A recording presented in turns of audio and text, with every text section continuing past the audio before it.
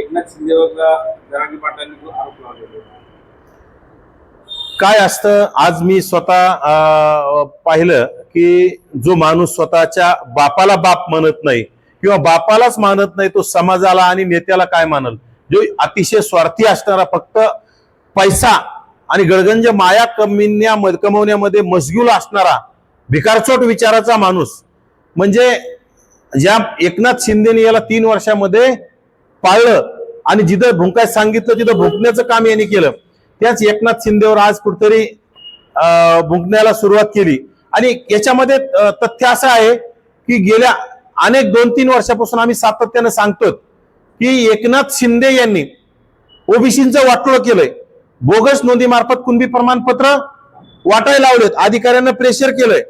आम्ही सातत्यानं सांगत आलो की एकनाथ शिंदेनी गद्दारीचा, मी स्वतः म्हणायचो की एकनाथ शिंदेनी शिवसेना सोडल्यामुळे गद्दारीचा ठसा लागलाय. तो ठसा पुसवण्यासाठी त्यांनी मराठा समाज जवळ करण्यासाठी, मराठ्यांना खुश करण्यासाठी हे केलेलं षडयंत्र मी वेळोवेळी सांगत होतो.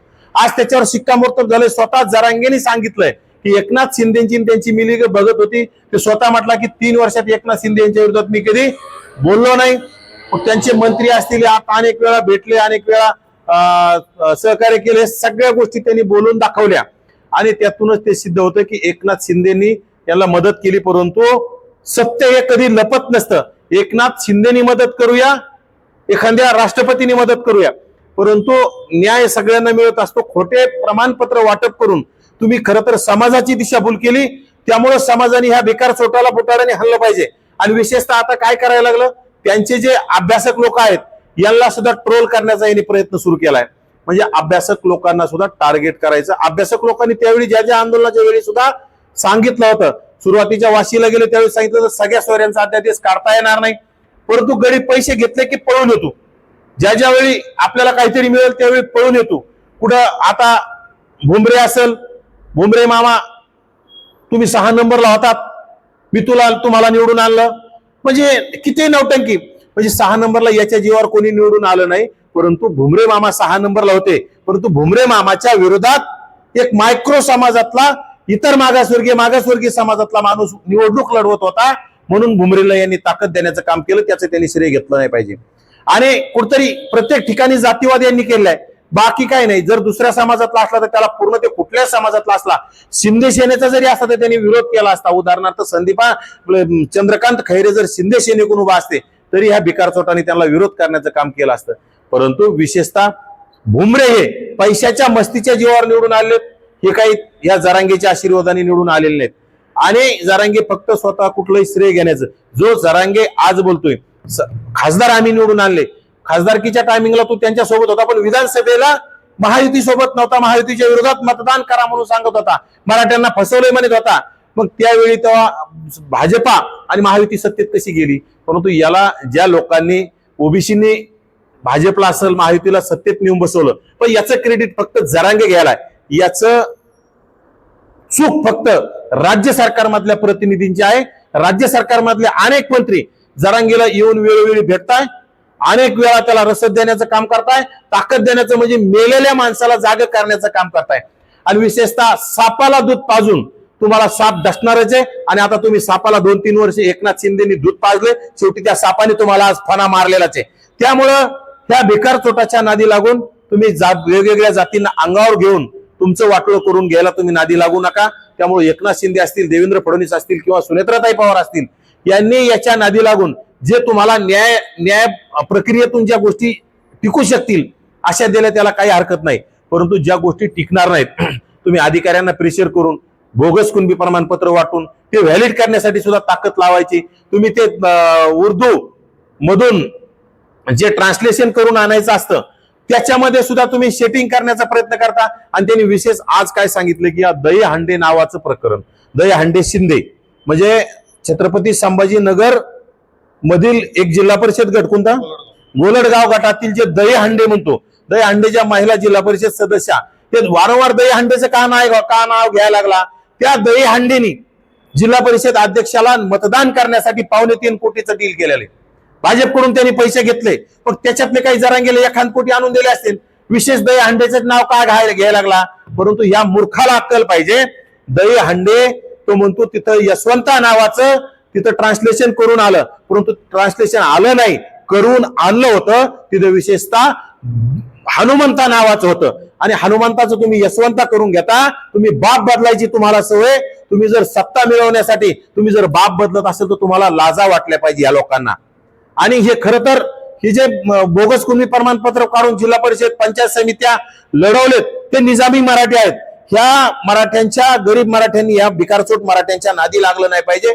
या निजामी आणि प्रस्थापित मराठ्यांच्या सत्तेसाठी हापापलेल्या मराठ्यांच्या बाप बदलणाऱ्या मराठ्यांच्या नादी लागलं नाही पाहिजे. आणि बाप बदलणाऱ्या मराठ्यांचा दलाल जरांगे आहे.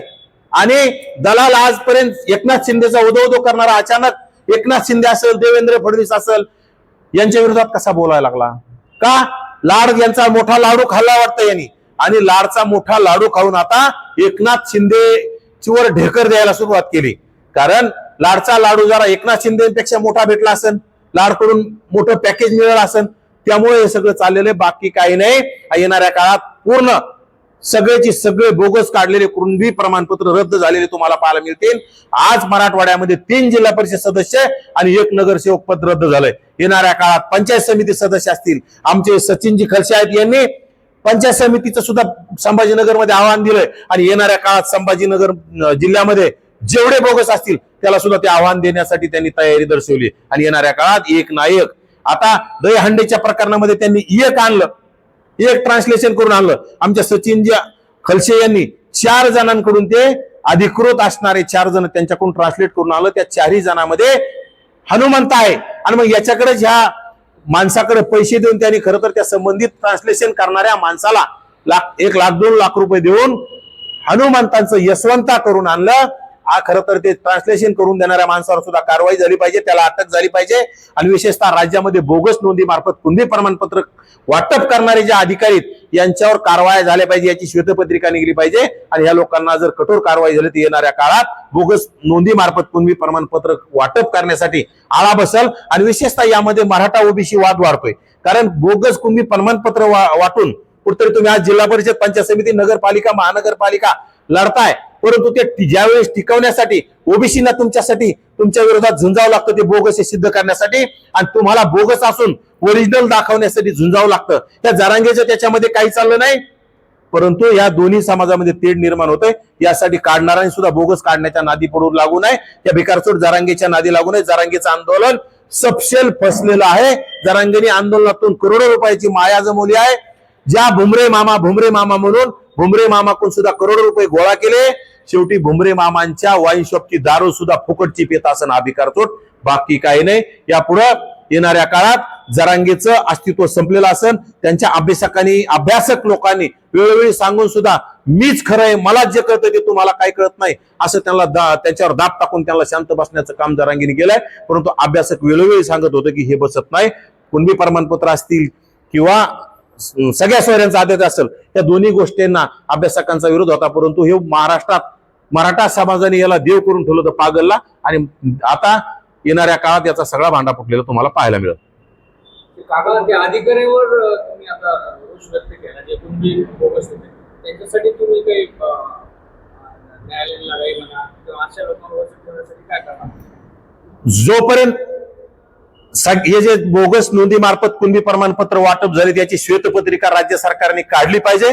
आणि जे अधिकारी आहेत ज्यांनी बोगस नोंदी मार्फत कुणबी प्रमाणपत्र वाटप केलेत, ह्या अधिकाऱ्यावर कारवाई होत नाही. त्यासाठी आम्ही येणाऱ्या काळात मंत्रालयासमोर जाऊन बसणार आहोत.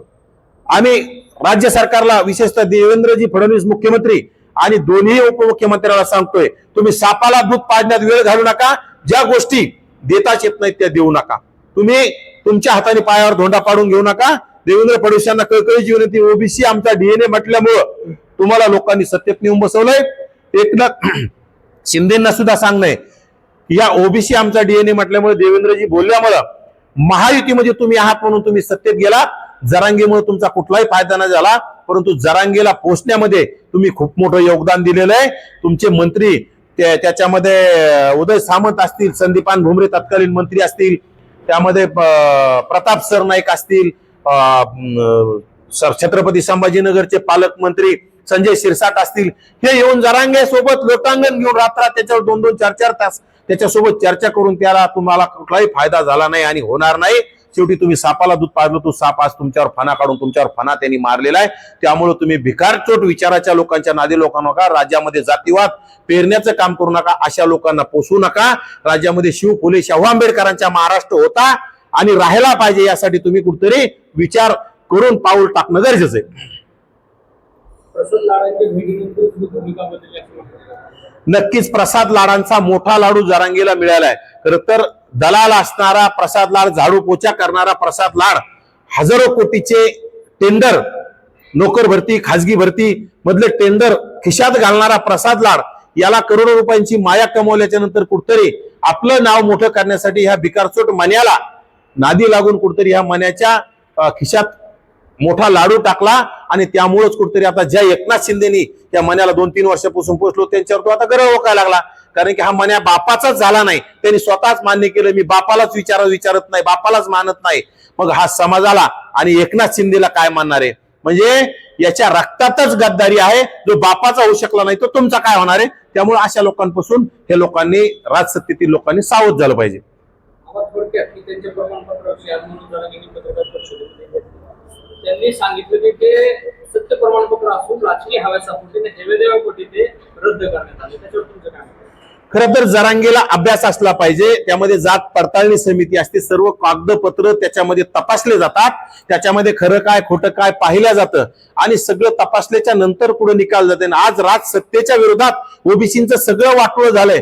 ओबीसीच्या बाजूने कोण निकाल देईल? परंतु खऱ्याचा निकाल द्यावाच लागतो, सत्तेत असो किंवा नसो, गरीब असो किंवा मोठा असो, ते सत्य तुम्हाला तिथं न्याय विभागामध्ये जात पडताळणी समितीकडे ते सत्य असतं. आणि आज जात पडताळणी समितीकडे निकाल लागले, उद्या न्यायालयात सुद्धा हे सगळे असे निकाल लागल्याचे ना. राज्यातील सर्वची सर्व माझ्या मते 90 ते 95% बोगस नोंदीमार्फत वाटप झालेले कुणबी प्रमाणपत्र रद्द झालेले मिळतील.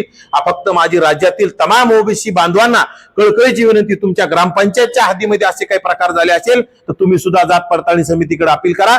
पंचायत समिती, जिल्हा परिषद, नगरपालिका, महानगरपालिका हद्दीमध्ये असे काही प्रकार झालेत तर प्रत्येकाने आपली जबाबदारी म्हणून त्या आव्हान देणं गरजेचं आहे. तुम्ही जर घरात बसतान कोणीतरी दुसरा येऊन आव्हान देईन असं चालणार नाही. प्रत्येक प्रमाणपत्र रद्द झाले, कारण की मराठवाड्यात कुणबीच नाही, हे सगळे बोगस कुणबी आहेत. परंतु कुठतरी आंदोलनाचं प्रेशर आणि कुठतरी जरांगेला खुश ठेवून आपली सत्ता टिकवण्यासाठी ह्या राजसत्तेतील लोकांनी केलेला हा कुठतरी खटाटोप आहे. परंतु येणाऱ्या काळात तो डाव सर्व ओबीसी बांधवांनी हाणून पाडला पाहिजे, हाणून पाडायला सुरुवात झाली.